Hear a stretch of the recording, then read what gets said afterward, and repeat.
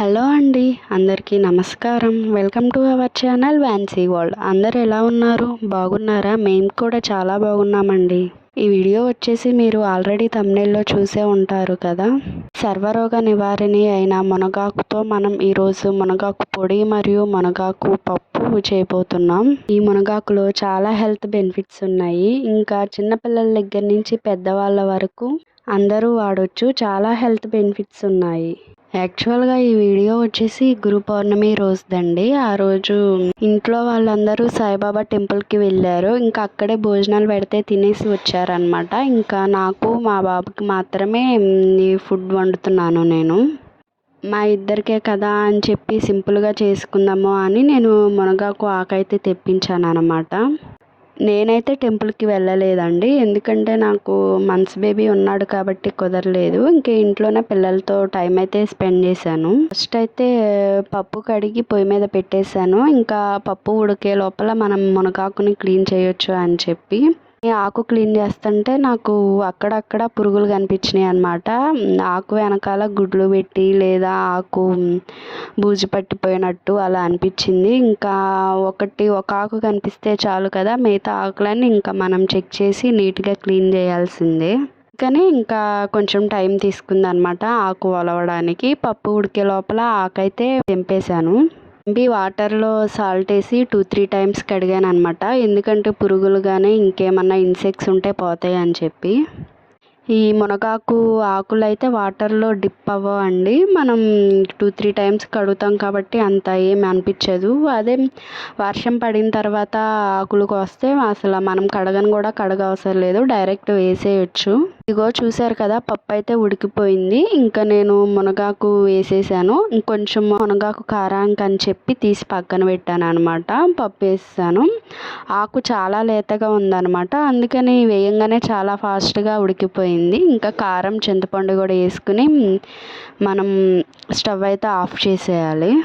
పప్పు కూడా అన్ని పప్పుల్లాగానే చేసుకోవచ్చు. మనం ఇంట్లో నార్మల్గా ఆకుకూర పప్పులు ఎలా అయితే చేస్తామో అంతేనండి, సేమ్ ప్రాసెస్, డిఫరెంట్ ఏమి ఉండదు. కొంచెం ఉప్పేసి మెదుపుకోవాలి. ఇంకా పప్పు అయితే ఆల్మోస్ట్ అయిపోయినట్టేనండి. ఇంకా లాస్ట్ తిరగమూత వేసుకోవడమే.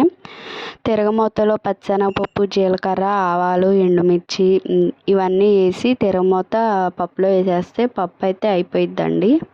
ఇంకా ఇప్పుడు నేనైతే మునగాకు కారం ఎప్పుడూ ట్రై చేయలేదు. నేను నార్మల్గా యూట్యూబ్ స్క్రోల్ చేస్తూ ఉంటే నాకు మునగాకు కారం అనేది కనిపించింది. ఎలాగో మునగాకు అయితే ఉంది కదా, ట్రై చేద్దాము అని చెప్పి మునగాకు కారం అయితే ట్రై చేశాను. పర్లేదు, టేస్ట్ అయితే బాగానే ఉంది. కానీ ఇది వేడివేడి అన్నంలో నెయ్యి వేసుకుని తింటే చాలా అంటే చాలా టేస్టీగా ఉంది. మునగాకులో vitamin A, vitamin C, vitamin D అనే పోషకాలు అయితే లభిస్తాయండి. మునగాకు అనేది high rich protein and high rich calcium అండి. అలానే ఐరన్ కూడా ఎక్కువగా లభిస్తుంది. అందువల్ల మనకి కళ్ళకి కానీ జుట్టుకి కానీ చాలా మంచిది. ఈ మునగాకు కారం అనేది మనం పొడి చేసుకుని డైలీ అన్నంలో కూడా యూస్ చేసుకోవచ్చు. మునగాకు అనేది మనకు చాలామంది సర్వరోగ నివారణలాగా చూస్తారు దీన్ని. ముందుగా కొంచెం పచ్చెనగపప్పు, ధనియాలు, ఎండుమిరపకాయలు, ఇంకా మినపప్పు ఇవన్నీ వేసుకుని బాగా ఫ్రై అయ్యాక మునగాకు వేసుకుని జీలకర్ర, చిన్నులపాయలు, నార్మల్ మనం కారపొడి ఎలా చేసుకుంటామో అంతే ప్రాసెస్ ఉంటుంది ఇది కూడాను. మునగాకు కారం అయితే నేను ఫస్ట్ టైం ట్రై చేశానండి. టేస్ట్ అనేది బాగానే ఉంది. కాకపోతే ఏంటంటే నేను ఆయిల్ వేయడం వల్ల టెక్స్చర్ అనేది దగ్గరగా అయిపోయింది. ఆకులు అనేవి ఫ్రై చేసి ఉంటే పొడి పొడిలాడుతూ కారం అనేది బాగుంటుంది. ఈసారి మీరు ట్రై చేసేటప్పుడు ఆయిల్ వేయకుండా ఫ్రై చేయండి. ఆకులు అనేవి బాగుంటుంది కారం. మీ సైడ్ ఎక్కడన్నా దొరికితే మునగాకు ఒక రెసిపీ వెరైటీగా చేసి ట్రై చేయండి మీరు కూడా. డయాబెటీస్ ఉన్న వాళ్ళు డైలీ మునగాకు పౌడర్ వేసుకుని తాగితే చాలా మంచిది. మునగాకు డైలీ తినడానికి ట్రై చేయండి, లేదా మునగాకు పౌడర్ చేసుకుని డైలీ అన్నంలో ఒక 2 ముద్దలైనా కలుపుకొని తింటే చాలా బాగుంటుంది. మా లంచ్ ఇలా సింపుల్గా కానిచ్చేసాము. పప్పు అయితే మేము డైలీ వండుకుంటాము, కానీ మునగాకు కారం అయితే ఫస్ట్ టైం ట్రై చేశాను. అలానే మీకు ఇంకా వేరే రెసిపీస్ ఏమన్నా కావాలా, లేదా నెక్స్ట్ ఎలాంటి వ్లాగ్ అప్లోడ్ చేయాలో కమెంట్ చేయండి. Thank you everyone.